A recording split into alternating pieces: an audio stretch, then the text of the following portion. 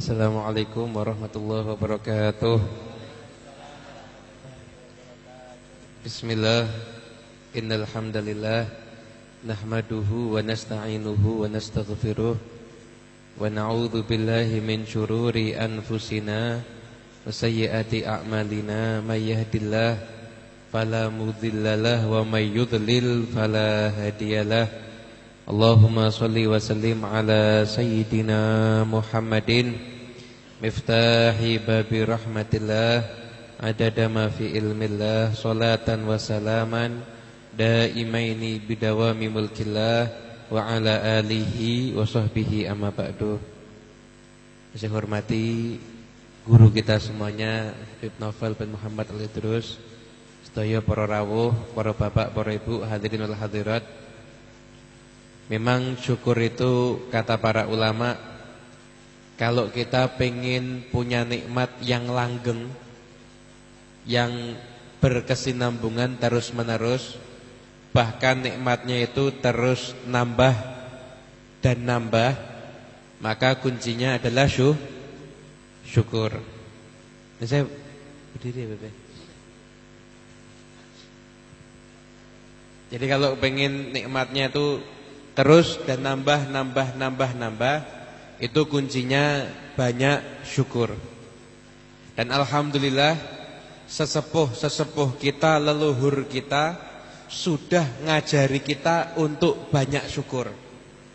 Makanya di daerah kita kalau ada yang pindahan rumah, buat acara tasyakuran.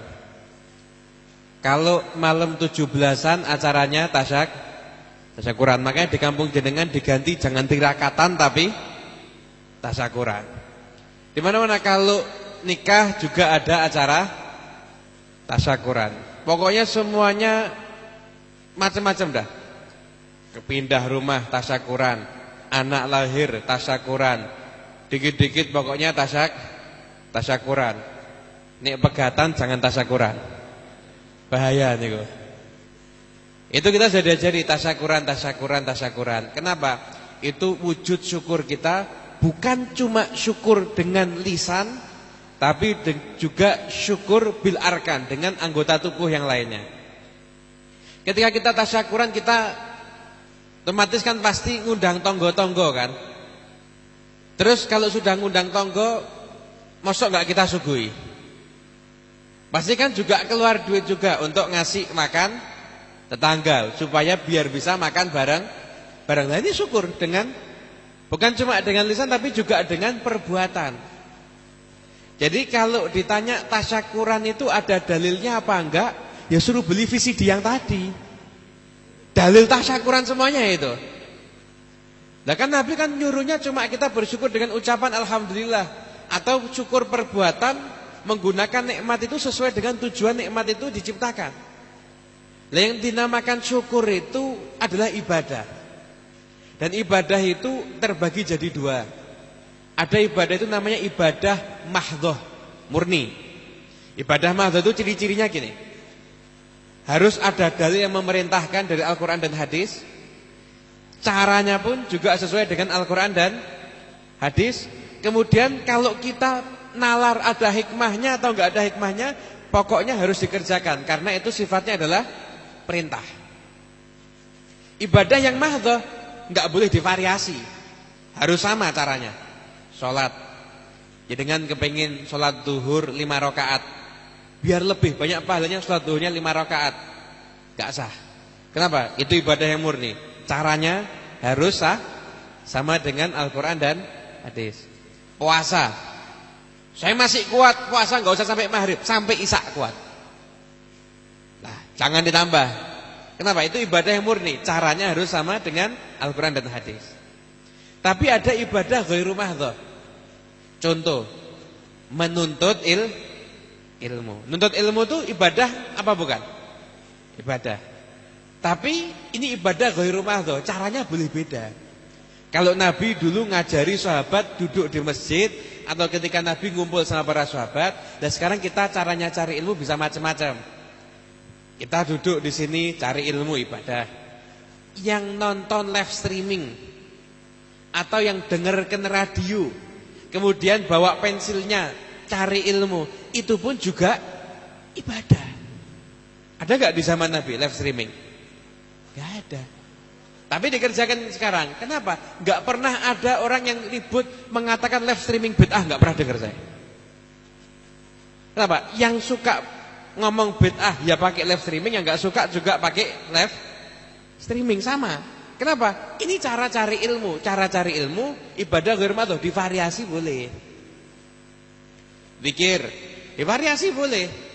Biasanya kita kan ada ucapan tadi, paling afdhalnya zikir la ilaha illallah. Nah kita buat kalau ada keluarga kita yang meninggal, kumpul baca zikir bareng-bareng. Biasanya yang dibanyai zikirnya la ilaha illallah, makanya acaranya namanya tahlilan.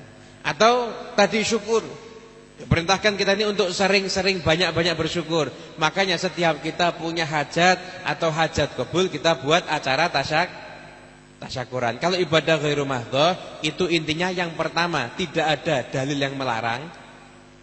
Tidak ada dalil yang melarang. Kemudian yang kedua, caranya mau dimodifikasi boleh, selama tidak bertentangan ya. Kalau bertentangan itu misalkan ada keharaman di situ enggak boleh. Dan yang ketiga, pasti ketika dimodifikasi itu ada manfaat yang bisa dicerna dengan akal. Itu namanya ibadah ghairu mahdhah. Nah, termasuk tasyakuran ini, kita buat tasyakuran, kita ngundang teman-teman, itu termasuk adalah cara kita menyatakan rasa syukur kita. Termasuk insyaallah bentar lagi kita masuk ke bulan Maulid, bulan kelahiran Nabi Muhammad SAW. Lah, ayo kita jadi orang yang banyak bersyukur. Kenapa? Kita mensyukuri di bulan itu dilahirkan Nabi Muhammad SAW. Makanya kita agungkan bulan itu dengan apa yang kita bisa. Pokoknya ada penghormatan khusus lah dari diri kita ketika menyambut bulan Rabiul Awal. Jangan sampai kita nyambut Rabiul Awal sama seperti kita nyambut bulan-bulan yang lainnya. Ya minimal sarung beli yang baru, atau baju lah, baju itu juga beli yang baru. Punya duit mobil beli yang baru ya nggak apa-apa. Yang jelas satu, istrinya jangan yang baru, tetap setia dengan yang lama. Kalau istrinya yang baru nanti saya dimarah sama ibu-ibu.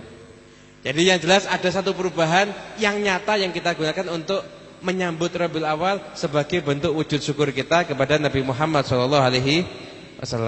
Nah, mungkin cukup ini yang bisa saya sampaikan. Wassalamualaikum warahmatullahi wabarakatuh.